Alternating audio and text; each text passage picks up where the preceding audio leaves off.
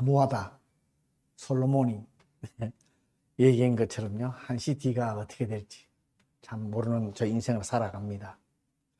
우리가 이럴 때일수록 그렇다고 이 소망을 포기하지 않고 정말 주님 붙들고, 오늘도 찬양도 전부 예수님의 찬양이지만 그분 붙들고 나아갈 수 있는 우리 모두 되기를 바랍니다. 오늘의 본문은 우리들에게 참 희망과 소망을 주는 그런 말씀입니다.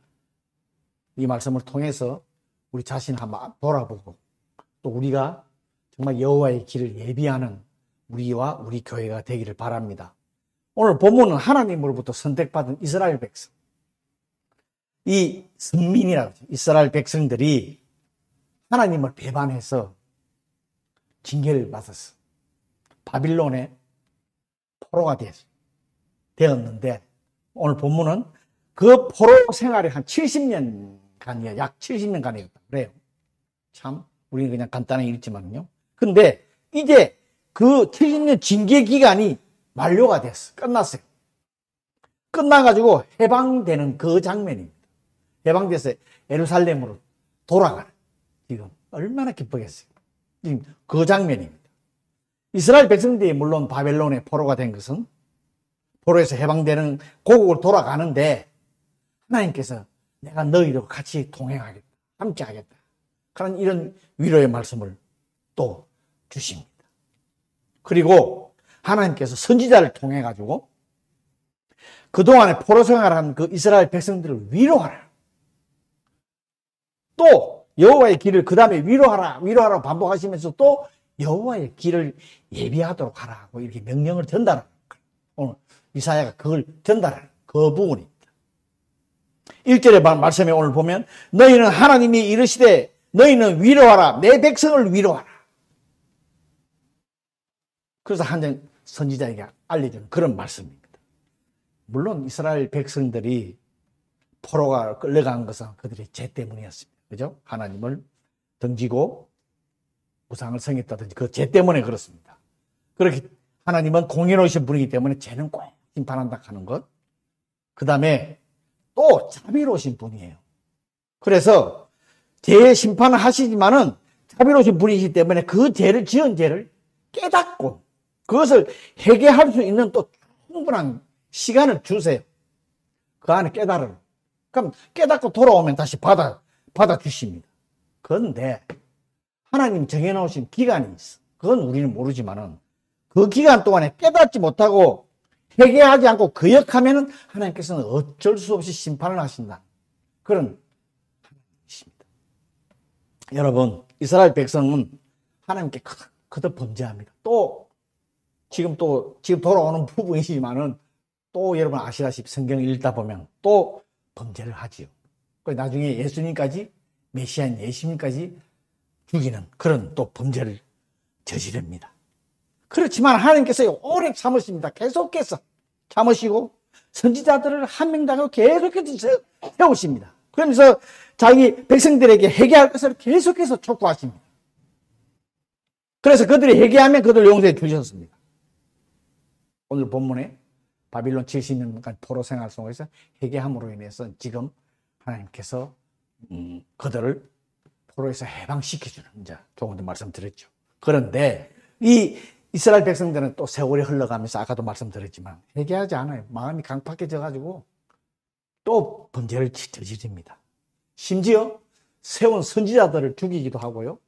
그 다음에 예수님까지 여러분 죽인다 하는 거 잘 아시죠? 그런 범죄를 저지릅니다. 그런데 지금 이 이스라엘 백성의 이 상황이 지금 현대를 살아가는 우리들에게 상황과 무엇이 다른지 한번 여러분 곰곰이 한번 생각해 보세요. 지금 나의 상황과 지금 현대를 살아가는 우리 이 세상의 상황과 뭐가 다른가? 무엇이 다른가? 나 자신과도, 나 자신에게 뭘 주는가? 무슨 교훈을 주는가? 지금의 사람들은 자기는 죄를 짓지 않고 살아간다고 생각해요. 그 죄도 가볍게 해요. 죄 짓고 나면 주님 앞에 잘못했습니다 회개하면 그냥 깨끗이 없어지는 걸로 생각을 해요. 물론 그런 죄도 있습니다. 그 주관은 누구세요? 우리가 아니잖아요. 하나님이신데. 우리가 우리 뜻대로서 내 생각대로 생각하는 부분이 있습니다. 그래서 자기 주관이 너무 강해요. 이렇게 되면 오늘의 말씀과 같이 비유를 보면은 아직 하나님의 징계 기간이 끝나지 않을 수도 있다. 그 말씀을 어떻게 왜 제가 이런 말씀 하나 그러면 하나님 백성을 위로하라고 되어 있는데 2절에 보면 2절 말씀에 보면은 하나님의 노역의 때라 하는 말씀이 있어요. 노역의 때. 그러니까 징계 기간이 있다 하는 것을 지금 우리한테 알려주고 있어요.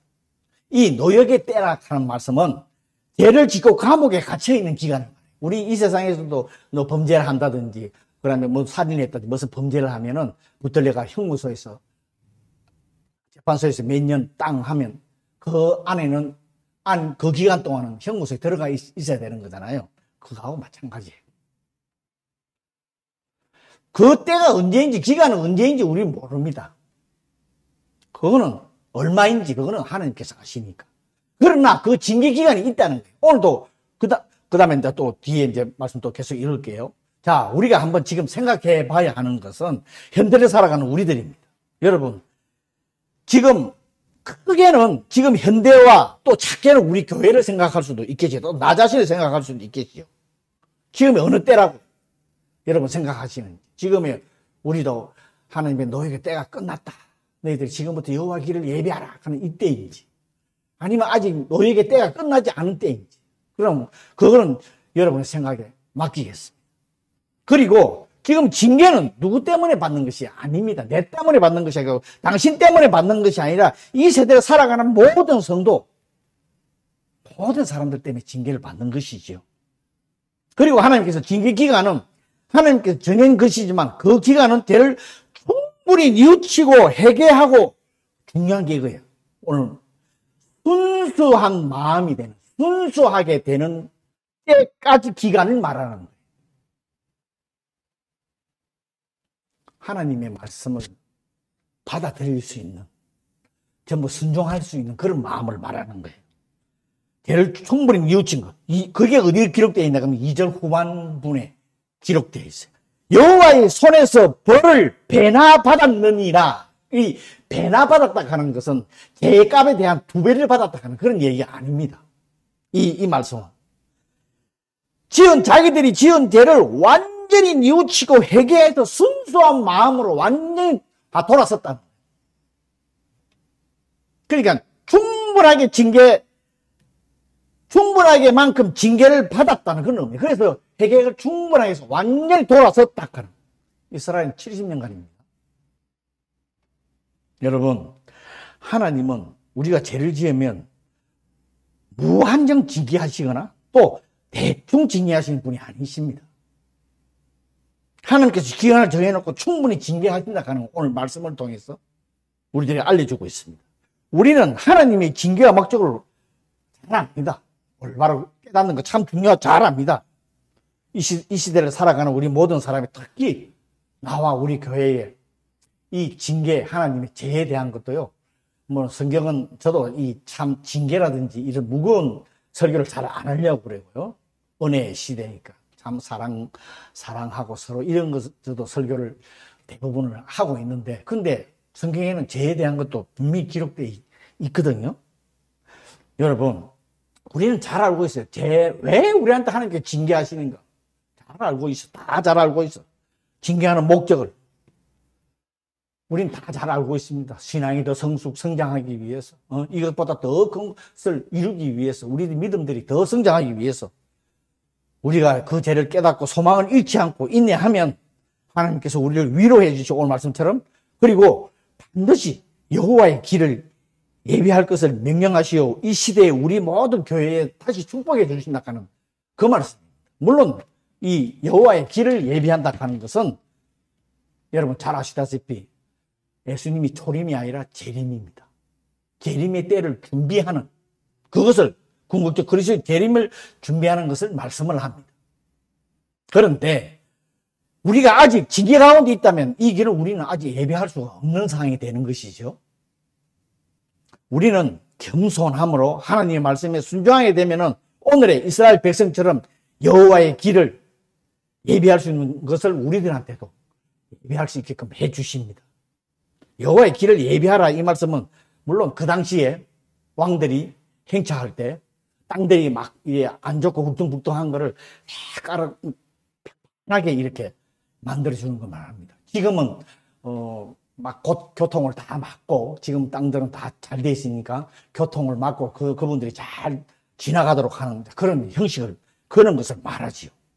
이 말씀은 백성들을 향하여 회개를 통해서 참된 왕이신 하나님을 영접하기에 부족함이 없도록 준비하라 하는 그런 근면이에요. 우리가 예수님 오실 때 아직도 우리는 예수님이 한참 뒤에 오실 거라고 우리는 생각하지요. 나 죽고 나서 다음 세대나 그 다음 세대에 오시라 하는 생각하는 분도 있고, 어제 한국의 일처럼 모릅니다. 우리 인생은 예수님 언제 오실지도 모르잖아요. 물론 오늘의 이 말씀은 징계 중에 회복, 해방을 뜻하기도 하지만 조금 전에 말씀드렸지만 예수 그리스도의 재림을 이제 준비하는 그런 말씀입니다. 예수님의 초림 때는 누가 준비했어요? 우리가 너무나 잘 알죠. 6개월 먼저 태어난 침례 요한이 요단강에서 백성들한테 뭐라고 준비를 하면서 뭐라고 했어요? 회개하라. 천국이 가까웠다. 회개하라.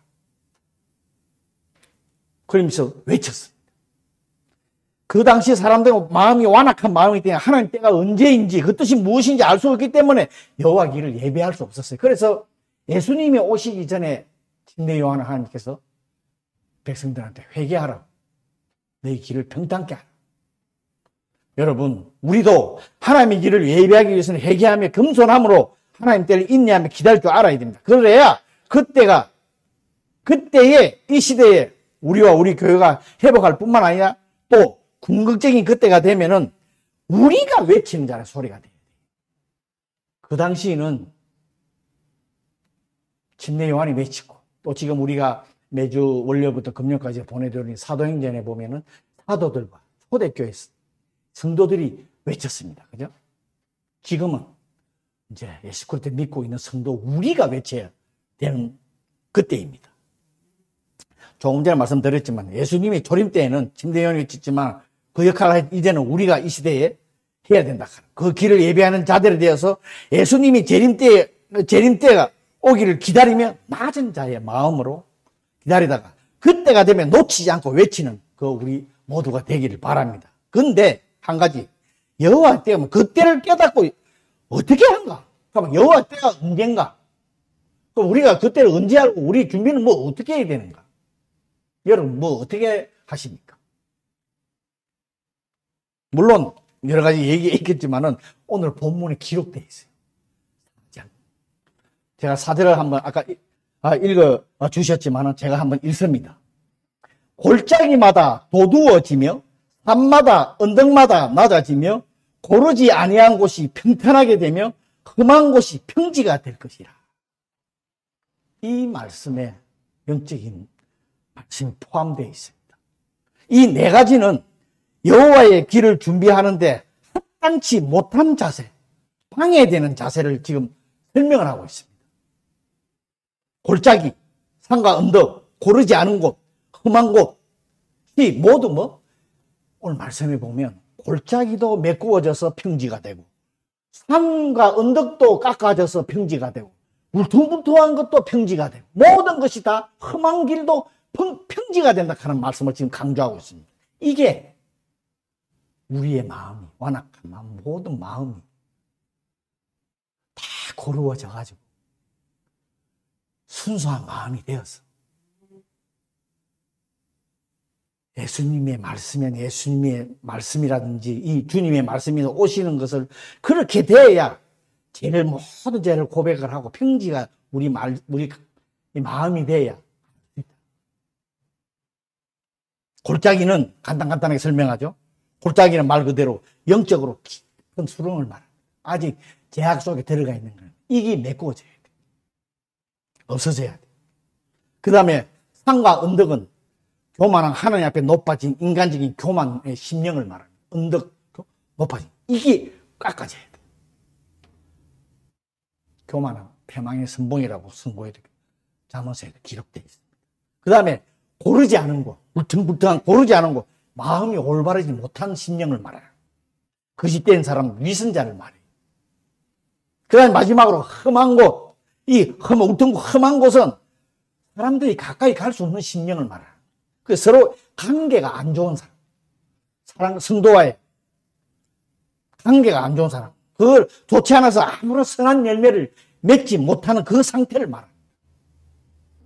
여러분, 혹시 이 네 가지에 어느 한 개라도 포함되어 있지 않습니까?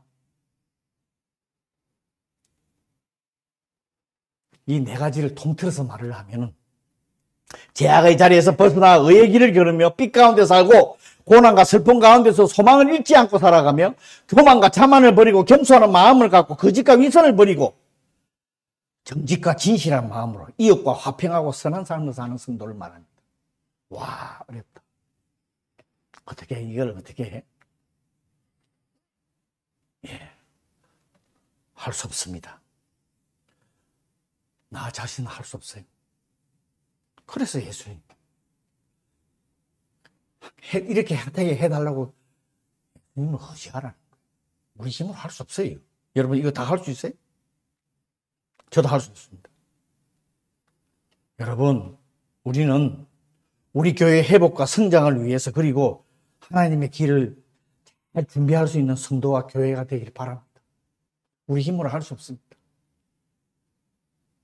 하나님께서 보시기에 우리와 우리 교회가 노역의 때가 끝났다는 말씀을 듣고 여호와의 길을 예비하라는 이 말씀까지 들어서 우리가 그 길을 잘 준비하는 성도와 교회가 되기를 원합니다. 하나님도 원하십니다. 오늘 본문 6절 이후에 보면은 하나님의 말씀을 붙들고 사는 자는 인생의 허무함을 극복할 수 있다. 너무나 잘 압니다. 그죠? 풀도 시들고 꽃도 시들고 다 시든다는 거. 허무하다. 솔로몬이 얘기하는 거죠. 풀은 마르고 꽃은 시들어도 하나님 말씀은 그 안에 영원히 시들지 않는 생명이기 때문에 마르고 시들기는커녕 다시 새로워진다는 거예요. 하나님 말씀 안에는. 또 하나님 말씀 안에는 인생의 허무함을 찾을 수가 없습니다. 그분의 말씀은 영원하고 복되기 때문에 영원한 생명의 말씀이기 때문에. 그런데 이스라엘 백성들이 노예에서 해방되는 소식보다, 그리고 오늘 우리 교회가 그럴까 하나님부터 회복과 축복을 받는 것보다 더 좋은 소식이 있다는 거예요. 오늘 아름다운 소식이라고 뒤에 말씀에 9절에 보면은 9절 첫 머리에 봐봐요. 아름다운 소식이라고 하는 게 있습니다.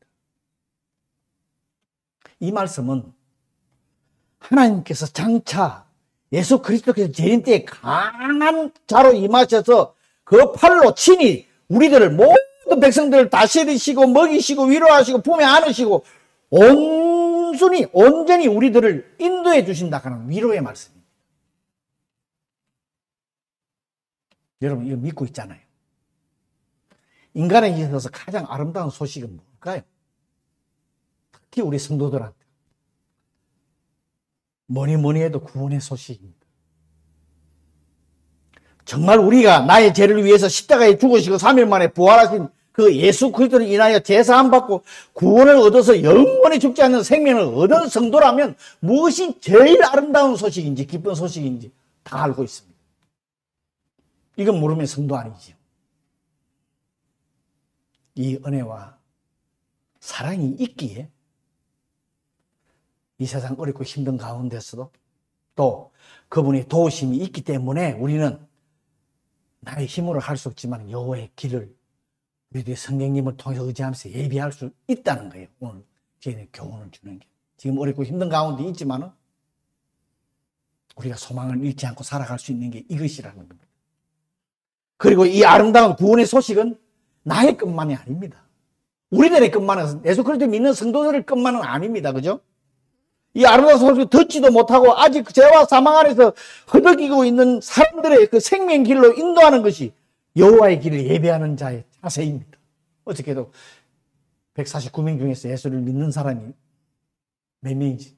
다 젊은 애들이에요. 대부분이. 이게 이 아름다운 소식이 우리들 것만은 절대 아닙니다. 여러분, 우리와 우리 교회가 하나님으로부터 위로를 받음으로 인해서 온전한 심령으로 여호와의 길을 예비하는 우리 성도와 교회 되기를 바랍니다.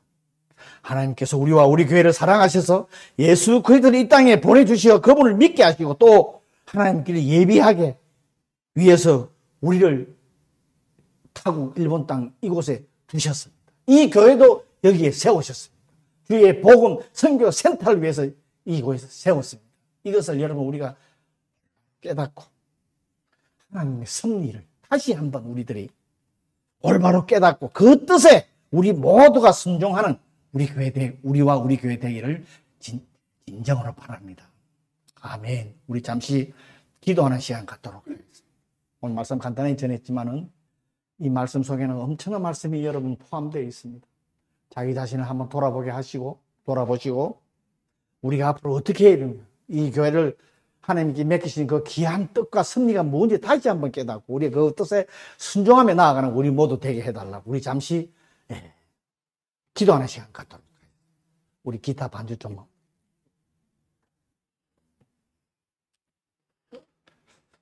주여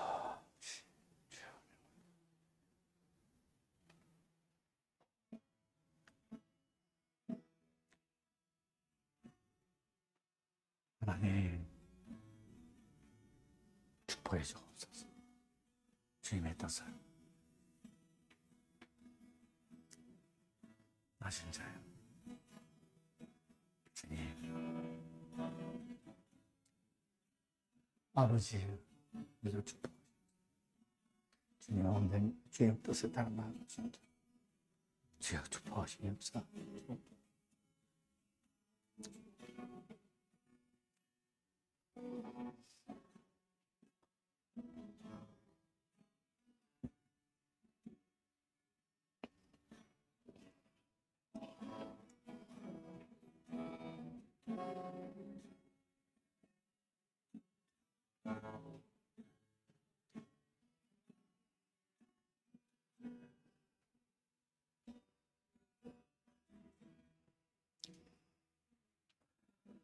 사랑의 주님, 은혜 감사합니다. 오늘도 참 귀한 시간을 통해서 주님의 귀한 말씀을 통해서 은혜 주시고 깨닫게 해주시니 정말 감사합니다. 이 말씀은 받고 깨닫고 그냥 넘어가는 것이 아니라 이 말씀대로 실천하는 우리 모두들 되게 축복해 주시옵소서. 주님 살아계십니다. 우리와 함께 하십니다. 우리들에게도 정말 용기와 힘과 믿음 주시고 그분을 의탁할 때마다 주님의 길을 예비할 수 있게끔 축복해 주실 줄 믿습니다. 우리 모두 이런 성도들이 되어서 마음이 정말 정결하고 정말 평탄한 마음들, 하나님의 말씀을 올바로 받아들일 수 있는 그런 마음들이 되어서 그 뜻대로 순종하며 나아가는 우리 교회와 우리 모두들 되게 축복하여 주시옵소서. 감사하며 예수님 이름으로 기도했습니다. 아멘. 다 같이 교회 오시